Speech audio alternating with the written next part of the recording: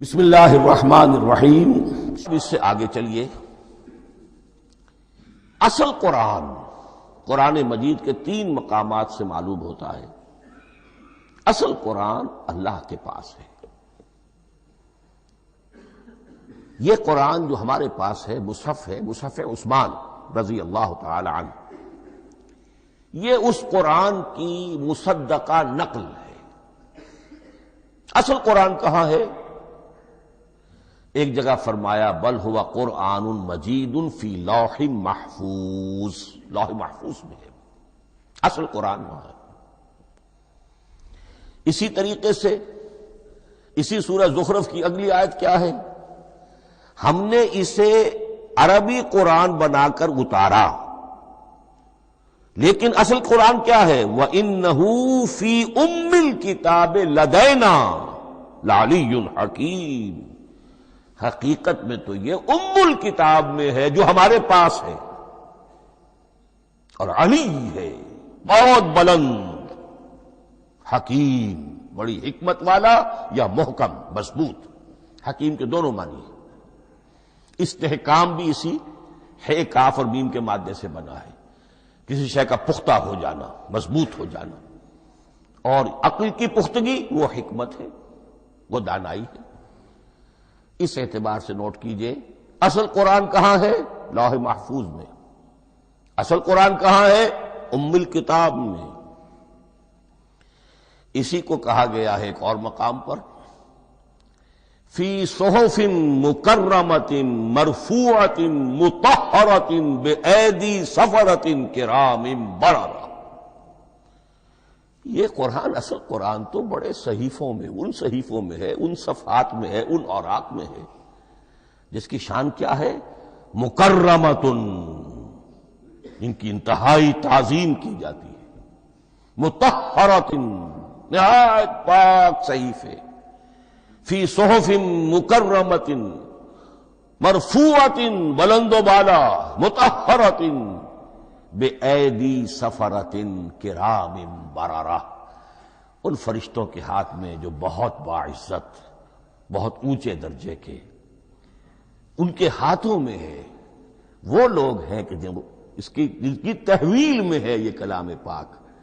فی صحف مکرمۃ مرفوعۃ مطہرۃ بِأَيْدِي سَفَرَةٍ کرام بررہ۔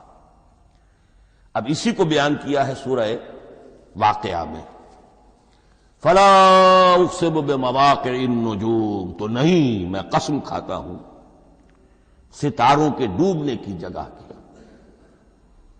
وَإِنَّهُ لَوْ تَعْلَمُونَ لَقَسَمٌ عَظِيمٌ، وَإِنَّهُ لَقَسَمٌ لَوْ تَعْلَمُونَ عَظِيمٌ، اور اگر تم جان سکتے تو یہ بہت بڑی قسم ہے جو ہم نے کھائی ہے، بہت بڑی گواہی ہے جو ہم نے پیش کی ہے۔ اب تدریجاً اس کا انکشاف ہو رہا ہے۔ یہ آج جو تصور ہے بلیک ہولز کا، اس سے کچھ اندازہ ہوتا ہے یہ ستارے کہاں ڈوب جاتے ہیں۔ بڑے بڑے ستارے نسیم منسیہ ہو جاتے ہیں، ستارے نہیں، پوری گیلیکسیز اس میں گم ہو جاتے ہیں، وہ مقبرے ہیں بڑی بڑی گیلیکسیز کے۔ فلا اقسم بمواقع النجوم وانه لقسم لو تعلمون عظیم انه لقرآن کریم، یہ قرآن ہے بہت باعزت، فی کتاب مکنون، اور یہ اس کتاب میں جو چھپی ہوئی ہے۔ یہ لؤلؤ مکنون کا لفظ آتا ہے قرآن مجید میں، جیسے موتی ہوتے ہیں انہیں چھپا کر رکھا جاتا ہے ڈبیوں میں، مخملی ڈبیوں کے اندر موتیوں کو، اسی طریقے سے فی کتاب مکنون لا یمسہ الا المطہرون، وہ صحیفے بھی بہت مطہرہ تھے اور ان کو چھو نہیں سکتے مگر وہی جو انتہائی پاک ہیں، ملائکہ مقربین، جن کے قریب سے بھی ہو کر معصیت یا گناہ کا کوئی تصور تک نہیں گزر سکتا، وہ ہیں جو اس کو چھوتے ہیں، ان کے ہاتھوں میں ہے، ان کی تحویل میں ہے۔ یہ ہے وہ چیزیں کہ جس سے اندازہ ہوا کہ اصل قرآن کہاں ہے۔ یہ جو ہمارے پاس ہے در حقیقت یہ نقل مطابق اصل ہے، مصدقہ نقل ہے۔ اب اس میں آپ سے عرض کر دوں کہ ایک بہت خوبصورت بات ہمیں جو ملتی ہے، تورات میں جو استثناء جو صفر استثناء ہے ڈیوٹرانومی، اس کے 18ویں باب میں 18ویں اور 19ویں آیات جو ہیں اس میں ذکر موجود ہے، میں ان کے لیے انہی کے بھائیوں میں سے تیری مانند ایک نبی برپا کروں گا۔ اللہ تعالیٰ کلام فرما رہے ہیں یہاں حضرت موسیٰ علیہ السلام سے، آج بھی موجود ہے۔ اولڈ ٹیسٹمنٹ، ڈیوٹرانومی یا کتاب استثناء، سفر استثناء، اس کا 18واں باب، اس کی 18ویں اور 19ویں آیات، جب چاہیں جا کر دیکھ لیں۔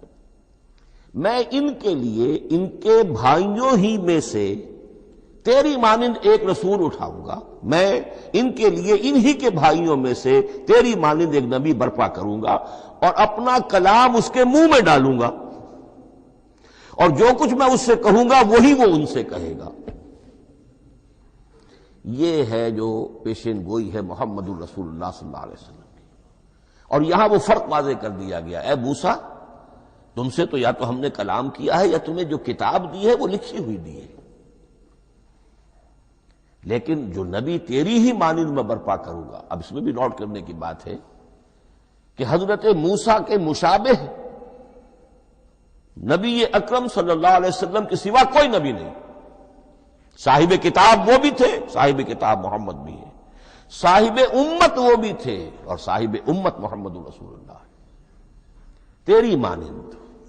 صاحب شریعت، حضرت عیسیٰ صاحب شریعت نہیں تھے، شریعت موسوی ہی کو نافذ کرنے کے لیے آئے تھے۔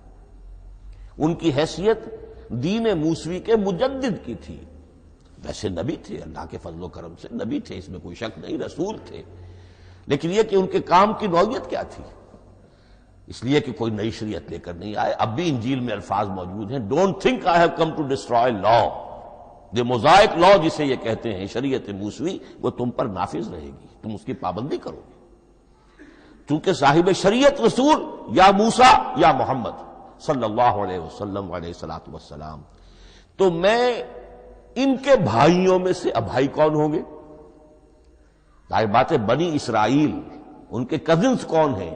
بنی اسماعیل۔ بنی اسرائیلی تو جو بھی نبی ہے وہ انہی میں سے ہے، ان کے بھائیوں میں سے، تو بھائی تو ہوگا، ان کا کزن ہوگا، اب وہ کون ہے؟ بنی اسماعیل۔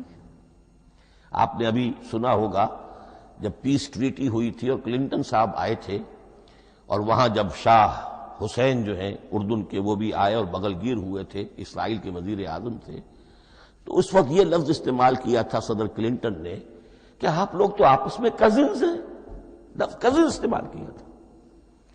تو ان کے بھائیوں میں سے گویا کہ غیر اسرائیلی جو ان کے قریب ترین قرابت دار ہوں گے وہ بنو اسماعیل ہیں۔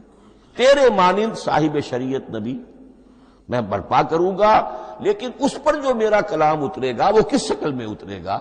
میں اپنا کلام اس کے منہ میں ڈالوں گا، اور پھر وہ جو کچھ کہے گا وہ وہی کہے گا جو میں نے کہا ہے۔ اب اس کے حوالے سے ایک بہت اہم بات سمجھ لیجئے، اور قرآن مجید کے دو اہم مقامات کی وضاحت اس سے ہو جائے گی۔ یہ کلام اللہ، قرآن مجید میں اس کو قول جبرائیل بھی کہا گیا ہے۔ کلام اللہ حضرت جبرائیل کے ذریعے سے جب ادا ہوا ہے تو قول جبرائیل ہے، اور پھر جب وہ محمد الرسول اللہ کی زبانی ادا ہوا تو قول رسول ہے، قول محمد ہے صلی اللہ علیہ وسلم۔ یہ قول اللہ بھی ہے، قول جبرائیل بھی ہے، اور قول محمد بھی ہے بیک وقت۔ یہ بات دیکھیے سورہ